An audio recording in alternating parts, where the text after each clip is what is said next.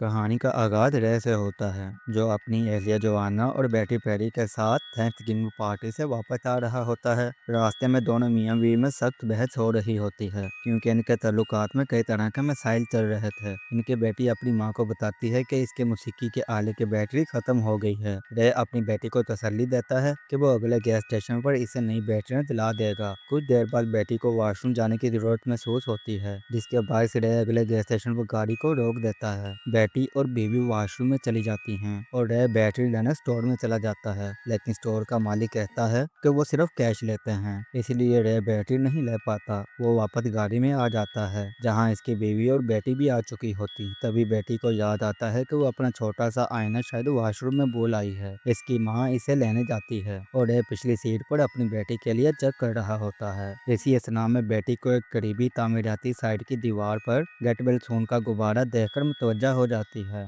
और इस दीवार के पास आ जाती है। अचानक एक कुत्ता आकर पेरी पर भौंकने लगता है। रे भी अपनी बेटी को खतरे में देखता है और कुत्ते को भगाने के लिए एक पत्थर फेंकता है। इस पत्थर से डरकर पेरी एक गड्ढे में गिर जाती है और रे भी अपनी बेटी को बचाने के लिए छलांग लगा देता है। जमीन पर सर लगने की वजह से वो बेहोश हो जाता है। जब रे होश में आता है तो वो देखता है कि इसकी बीवी जोआना की गोद में इसकी बेटी पेरी है और वो शदीद जख्मी है। रे सदमे की हालत में है और इसे कुछ समझ नहीं आ रहा होता कि इसके इर्द गिर्द क्या हो रहा है। जोआना इसके करीब आती है और इसे झंझोड़ती है ताकि वो पूरी तरह होश में आए। रे अपनी बीवी को धक्का देता है और अपनी बेटी के पास जाता है, जिसके हाथ में फ्रैक्चर हुआ होता है। जोआना एम्बुलेंस को बुलाना चाहती है, लेकिन रे कहता है कि मैंने कुछ मील पहले ही एक हॉस्पिटल देखा था, एम्बुलेंस के आने से पहले ही हम वहां पर पहुंच जाएंगे। वो अपनी बीवी और बेटी को लेकर हॉस्पिटल पहुंच जाता है, लेकिन यहाँ आकर जोआना का रवैया रे के साथ इंतहाई नरम और शाइस्ता हो जाता है,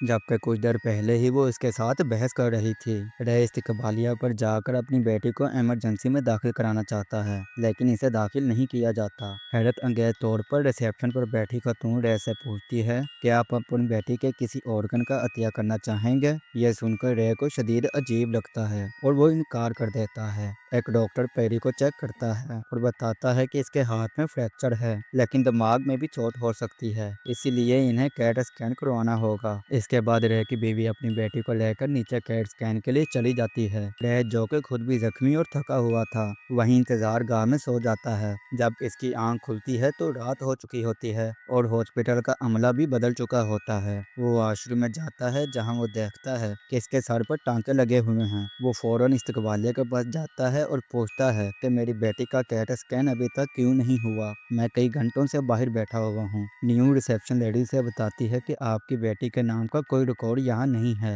रे समझ जाता है कि इसके साथ धोखा हो रहा है। वो मुतालबा करता है कि वो इस डॉक्टर से मिलना चाहता है जिसने मेरी बेटी को चेक किया था, लेकिन इसे बताया जाता है कि डॉक्टर की शिफ्ट खत्म हो गई है और वो घर जा चुका है। रे को हॉस्पिटल के अमले पर ऑर्गन ट्रैफिकिंग का शुबा होता है और इसे सुबह रिसेप्शन का सवाल याद आता है, जिसमें इसे ऑर्गन डोनेशन का कहा गया था। वो गुस्से में आ जाता है और चिल्लाना शुरू कर देता है। तभी एक नर्स आती है जो सुबह भी ड्यूटी पर थी जब रे यहाँ पर आया था। रे इसे से अपनी बीवी और बेटी के बारे में पूछता है, लेकिन वो नर्स कहती है कि जब तुम सुबह यहाँ आए तो तुम मुकम्मल तौर पर अकेले थे, तुम्हारे साथ कोई नहीं था, तुम सिर्फ अपने सर की चोट दिखाने आए थे।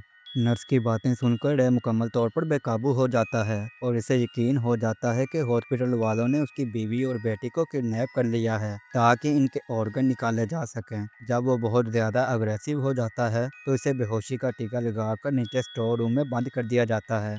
कुछ देर बाद जब रे को होश आता है और इसे मौका मिलता है तो वो वहाँ से भागकर अस्पताल से बाहर आ जाता है, जहाँ इसे दो पुलिस वाले मिलते हैं। वो इन्हें पूरी कहानी बताता है कि किस तरह वो अपनी बीवी और बेटी के साथ सुबह यहाँ आया था और हॉस्पिटल वालों ने इन्हें गायब कर दिया है। पुलिस वाले अंदर आते हैं और पूछताछ शुरू कर देते हैं। डॉक्टर पुलिस को बताता है कि रे के सर पर चोट लगने की वजह से अकेला हॉस्पिटल आया था। इसके बाद सीसीटीवी कैमरे की फुटेज चेक की जाती है और सब देखते हैं कि रे अकेला ही बैठा हुआ है। रे के मुताबिक जिस जगह इसकी बीवी और बेटी बैठे थे वो एंगल कैमरे में रिकॉर्ड नहीं हो रहा था। इसके साथ कैट स्कैन की फाइल भी चेक की जाती है, लेकिन इसमें रे की बेटी पेरी का नाम नहीं होता। रे की इस कैफियत को देखते हुए हॉस्पिटल में एक साइकेट्रिस्ट को बुलाया जाता है। साइकेट्रिस्ट रे की बीवी जोवाना और बेटी के बारे में बहुत सारे सवाल पूछती है। इन सवालों को जवाब देते हुए रे के मुंह पर इसकी पहली बीवी ईव का नाम भी निकल जाता है। साइकेट्रिस्ट इसकी पहली बीवी के बारे में पूछती है तो रे बताता है कि आज से 8 साल पहले इसकी बीवी ईव का कार हादसा हो गया था, जिसमें इसकी मौत हो गई थी। रे मजीद इंकशाफ करता है कि इसकी पहली बीवी की मौत हुई तो वो हामला थी। रे की ये सारी बातें सुनने और अब तक मिले तमाम शवाहिद की बुनियाद पर सब इस नतीजे पर पहुंचते हैं कि रे ज़हनी तौर पर कोई कहानी बना रहा है। इनका मानना है कि इसे अब तक अपनी पहली बीवी की मौत के सदमे से निजात नहीं मिली, इसीलिए वो अजीबोगरीब बातें कर रहा है, जबकि हकीकत यह है कि वो हॉस्पिटल अकेला ही आया था।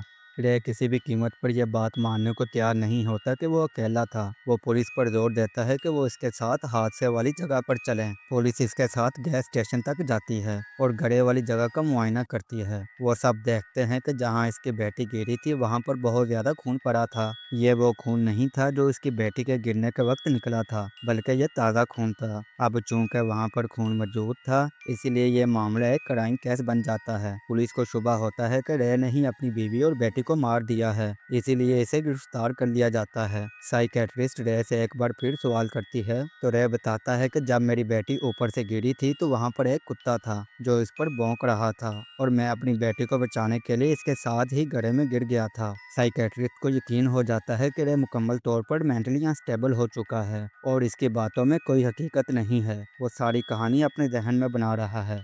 रे जो कि पूरी तरह से बेकसूर था, इसे यह सब एक साजिश लग रही होती है। इसका गुस्सा आसमान को छू रहा होता है। इस नफ्सियाती जांच के दौरान ही इसे एक मौका मिल जाता है और वो एक पुलिस वाले की बंदूक छीन लेता है। वो सबको गैस स्टेशन के अंदर बंद कर देता है और फौरन वापस हॉस्पिटल में भागता है। सबसे पहले वो नीचे बेसमेंट में जाता है जहाँ कैट स्कैन किया जाता है। वहाँ इसे वही रिसेप्शन खातून नजर आती है जिसने सुबह इससे ऑर्गन डोनेशन के बारे में पूछा था। अब इसने नर्स के कपड़े पहने हुए थे और ये देखकर रे को यकीन हो जाता है कि यहाँ ऑर्गन डोनेशन का काम होता है। वो आगे बढ़ता है जहाँ पर एक ऑपरेशन थिएटर होता है। वो देखता है कि यहाँ इसकी बेटी पेरी के इर्द गिर्द डॉक्टर खड़े हैं। वो समझ जाता है कि ये सब इसकी बेटी के ऑर्गन निकालना चाहते हैं। वो फौरन इन सब के सामने जाकर बंदूक की नोक पर इन्हें काबू कर लेता है और मुतालबा करता है कि इसकी बेटी को फौरन छोड़ा जाए। ये सब वही लोग थे जो सुबह रे से झूठ बोल रहे थे और इसे जहनी मरीज साबित करने की कोशिश कर रहे थे।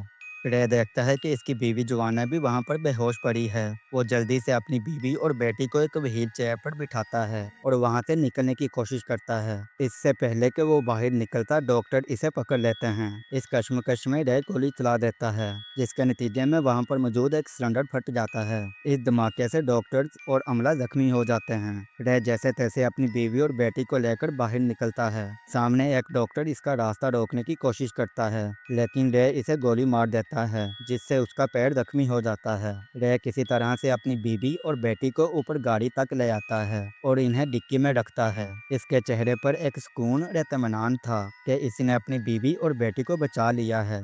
गाड़ी में बैठे हुए रे को लगता है कि इसकी बीवी जोआना होश में आ चुकी है और इसी से कह रही है कि बहुत शुक्रिया, तुमने हमें बचा लिया। रे मुतमिन होकर गाड़ी के आईने में पीछे देखता है, लेकिन वहाँ इसकी बीवी नहीं होती, बल्कि एक नामालूम मरीज होता है जिसे वो ऑपरेशन थिएटर से उठा कर ले आया था। ये मंजर देखकर रे पर हकीकत का खौफनाक इंकशाफ होता है। सच्चाई यह थी कि जब वो अपनी बेटी के साथ गड्ढे में गिरा था तो इसकी बेटी की वहीं मौत हो चुकी थी। रे कुछ लम्हों के लिए सदमे से सुन हो गया था। इसके बाद इसकी बीवी जोआना इसे होश में लाने के लिए मार रही थी और इसी दफा में रे ने जोआना को जोर से धक्का दिया। इस धक्के की वजह से जोआना भी मर चुकी थी। रे ने सिर्फ चंद लम्हों में अपनी गलती से अपनी बीवी और बेटी दोनों को खो दिया था, क्योंकि कुत्ते को भगाने के लिए इसके पत्थर फेंकने से डर कर ही इसकी बेटी गड्ढे में गिरी थी। इस सदमे की वजह से रे का दिमाग पूरी तरह से ब्लैकआउट हो गया था और वो हकीकत को बर्दाश्त नहीं कर सका। हादसे के बाद रे ने अपनी बीवी और बेटी की लाशों को गाड़ी की डिक्की में रखा था और वो अब भी वहीं थी। जो कुछ चंद लम्हों में हुआ था, रे के दिमाग ने इसे मुकम्मल तौर पर नजरअंदाज कर दिया था और वही कहानी बनाई थी जो वो देखना चाहता था। इसके दिमाग ने एक झूठा भ्रम बना लिया था कि अस्पताल वालों ने इसकी बीवी और बेटी को अगवा कर दिया है और वो इनके ऑर्गन निकालना चाहते हैं, जबकि हकीकत में ऐसा कुछ नहीं था। इसीलिए हॉस्पिटल में इसकी बीवी इससे बहुत शाइस्तगी से बात करती है, जैसा कि वो हमेशा चाहता था। ये उसके शदीद चीज ذہنی صدمے کا نتیجہ تھا جو اس کی زندگی میں دوسری بار ہوا تھا۔ پہلی بار 8 سال پہلے اس کی حاملہ بیوی ایو کی موت ہوئی تھی، اور آج اس نے اپنی بیٹی اور بیوی جوانا دونوں کو کھو دیا تھا۔ رے کا دماغ اس سچائی کو قبول نہیں کر سکتا تھا، اسی لیے اس نے اپنے ذہن میں ایک خیالی دنیا بنا لی جہاں وہ ہیرو تھا جس نے اپنی بیوی اور بیٹی کو بچا لیا تھا۔ اب وہ پرسکون ہو کر گاڑی چلا رہا ہوتا ہے اور اپنی بیٹی کا پسندیدہ گانا گا رہا ہوتا ہے۔ اس کے چہرے پر جھوٹی مسکراہٹ اور دل میں عارضی سکون ہوتا ہے، لیکن وہ ایک خوفناک حقیقت سے بہت دور ہے۔ اسی ذہنی فریکچر کے ساتھ یہ کہانی یہاں ختم ہو جاتی ہے۔